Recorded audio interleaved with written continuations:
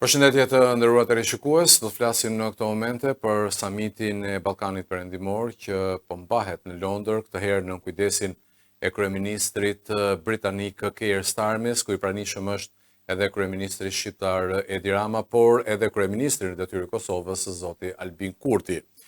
Për të folur më tej lidhur me këtë samit, në këto momente do të zhvilloj një bisedë me zotin Altin Gjeta, analist dhe pedagog në Universitetin e Birminghamit në Britaninë e Madhe. Zoti Gjeta, mirë se erdhe në CNA-TV. Faleminderit për ftesën. Është një samit i përvitshëm tashmë, qysh kur procesi i Berlinit u themelua në 2014 nga kancelara gjermane Angela Merkel në atë kohë. Por prej luftës në Ukrainë, mendoj që çështjet e sigurisë kanë dalë në plan të parë në kontinentin evropian, edhe ky samit ka në fokus të tij sigurinë në Ballkanin Perëndimor, por edhe më gjerë në Evropë, çështjet e migracionit, të cilat kanë një peshë të rëndësishme për Mbretërinë e Bashkuar, e cila e udhëheq këtë vit samitin e procesit Berlinit, dhe sigurisht vendet të cilat e kanë mikpritur samitin në përgjithësi janë përpjekur që në agendën e përgjithshme të përfshin edhe çështjet të cilat janë me interes të tyre kombëtar. Pra është një mbledhje e liderëve të Bashkimit Evropian. Procesi i Berlinit deri më tash ka arritur prodhoi rreth 43 produkte, të cilat janë marrëveshje,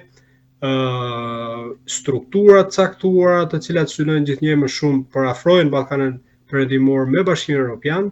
por gjithashtu edhe të forcojnë lidhjet mes vendeve,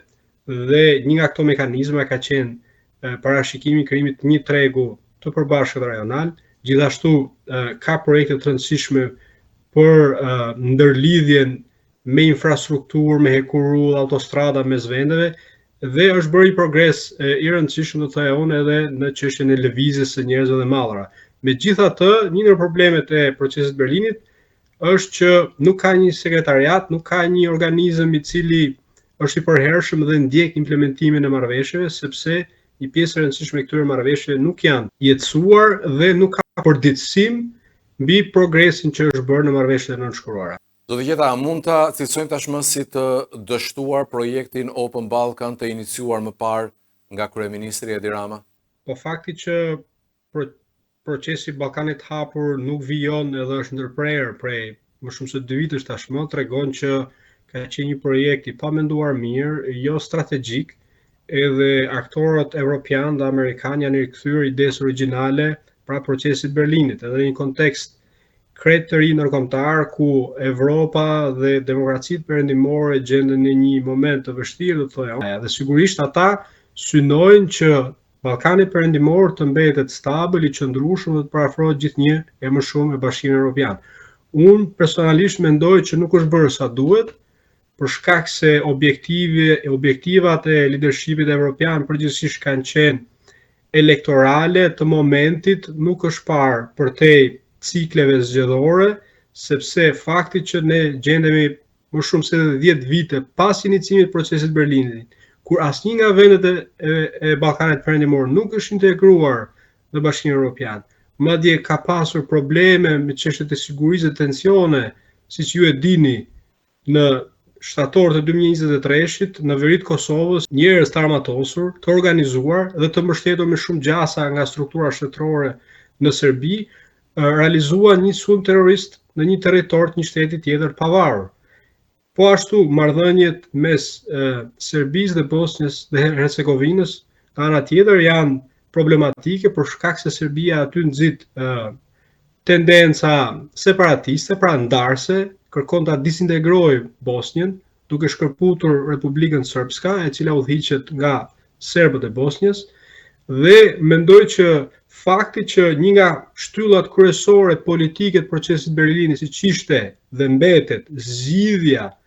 e problemeve bilaterale mes vendeve, nuk është realizuar, do të thotë që në nivel politik procesi nuk ka pasur suksesin e pritshëm. Edhe mendoj që edhe ky summit nuk është se do të prodhojë diçka krejt të rëndësishme, për shkak se fatkeqësisht mendoj unë, është krijuar një lloj ndërvarësie jo e shëndosh mes vendeve të Ballkanit dhe Bashkimit Evropian për përgjithësi fuqive perëndimore. Pra është pritur shumë më shumë nga vendet e rajonit për progres të mundshëm, duke parë nga diktati, nga humori, nga oreksi, apo vullneti i vendeve evropiane për të integruar në Bashkimin Evropian, se sa janë ndërmarrë hapa konkret, të cilat do t'i parafronin automatikisht këto vende me standardet e Bashkimit Evropian. Edhe mendoj që kjo marrëdhënie jo e shëndetshme ka krijuar një lloj status quo-je, pra një lloj ngecje, e cila është vështirë tash të thyhet për shkak se edhe ndërvarësia ka krijuar mungesë orientimi, por edhe vullneti dhe vizioni për ta shkëputur, sepse perëndimi tashmë është më pragmatist, të një rend ndërkombëtar multipolar dhe kërkon që të zgjidh krizat e menjëhershme me të cilat përballet, pra siç është lufta në Ukrainë, konflikti në Ligjin e Mesme, por edhe me një lloj tërheqje eventuale të vlerave të demokracisë që ka ndodhur brenda vetë kontinentit evropian. Pra është i kapur nga disa probleme dhe mendoj që progresi në drejtim të integrimit të vendeve të Ballkanit Perëndimor në Bashkimin Evropian do të jetë problematik, pavarësisht se flitet për një përshpejtim procesi. A ka një qasje të re të Bashkimit Evropian ndaj Ballkanit Perëndimor? Mendoj që në momentin që flasim, ka një vullnet politik në nivele të larta për një integrim përshpejtuar të malit të zgjidhur të Shqipërisë në Bashkimin Evropian. Kjo për shkak se në një kontekst ku vetë BE-ja shikohet si smuri gjeopolitik i botës, Brukseli kërkon një sukses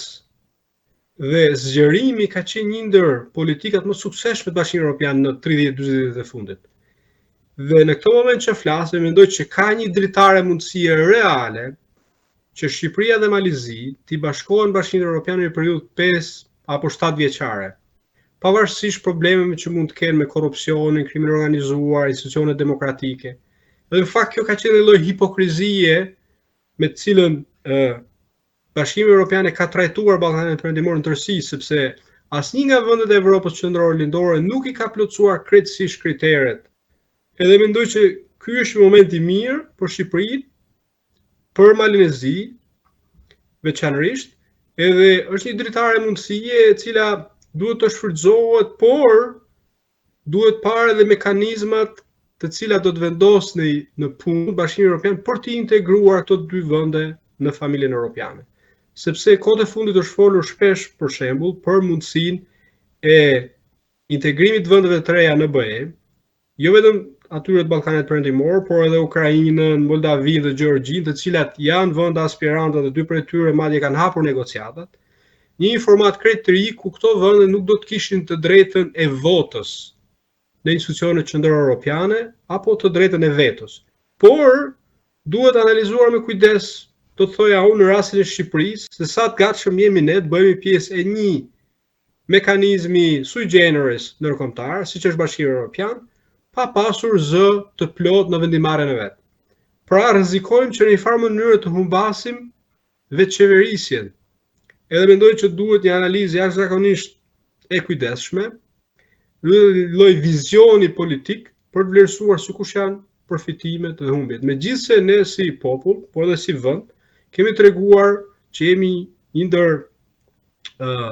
shtetet të cilat e mbështet më së shumti integrimin e vendit në Bashkimin Evropian. Në opinionin tuaj, si ka qenë roli i Britanisë së Madhe deri tani? Kërkojnë që të kenë ndikim, influencë në ato vende, në ato rajone, në ato çështje të cilat ata kanë interes. Dhe Ballkani Perëndimor është një nga rajonet ku Britania e Madhe ka interesa specifike dhe përgjithsisht lidhen me ndalimin e emigracionit paligjshëm,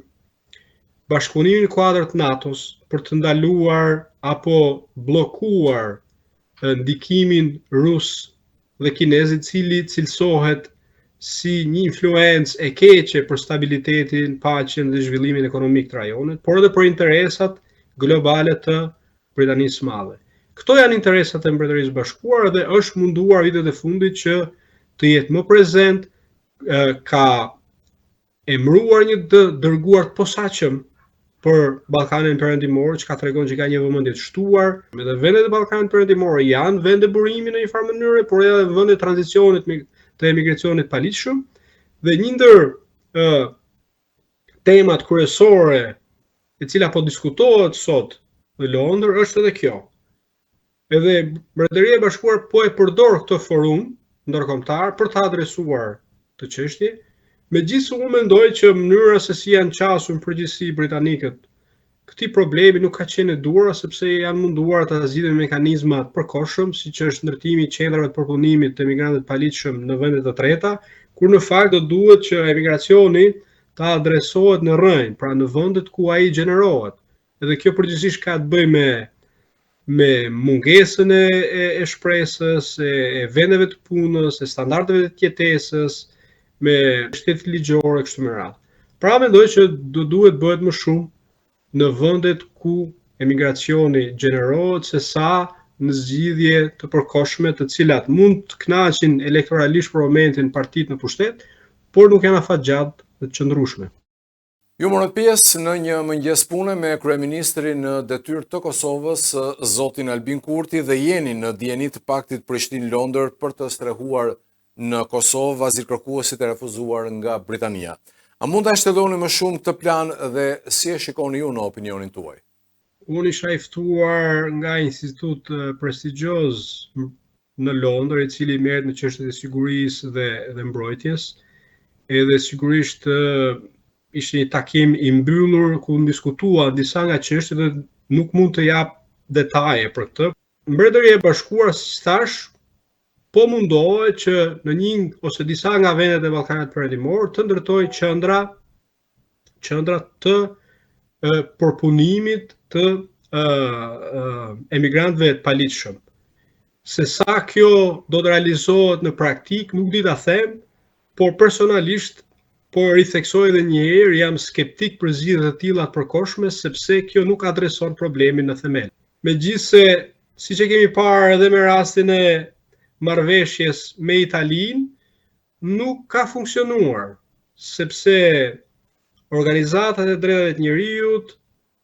sistemi gjyqësor e ka sfiduar ligjshmërinë e këtyre qendrave, por nëse ne mendojmë një plan pak më strategjik edhe politik, duhet ta konsiderojnë si mundësi brenda kapacitetit të tyre. Brenda kapacitetit të tyre, sigurisht në këmbim të interesit reciprok. Dhe veçanërisht Kosova ka një interes në mbështetjen e vazhdueshme të Mbretërisë së Bashkuar në çështjet e mbrojtjes dhe sigurisë, për shkak se në veri ka një fqinj, që është Serbia, i cili nuk e ka pranuar faktin që Kosova është një shtet i pavarur, është një realitet politik, edhe ka përdorur çdo mekanizëm për ta destabilizuar, për të shkaktuar probleme në veri, për të tërhequr njohjet ndërkombëtare që i janë akorduar Kosovës, dhe për ta shfaqur Kosovën tek faktori ndërkombëtar si një shtet të dështuar. Edhe mendoj që në këtë kontekst unë nuk marr përsipër sigurisht që të këshilloj qeverinë e Kosovës, sepse ajo ka mekanizmat, ka informacion, por mendoj që nëse e konsideron brenda kapacitetet veta, do të ishte në interes të Kosovës për shkak të fragilitetit pozitës ku ajo ndodhet në raport me Serbinë, por edhe në tërësi me procese tjera që kanë të bëjnë me siguri dhe mbrojtje. Zoti Qeta, unë të falenderoj që ishit me ne në CNA. Faleminderit ju.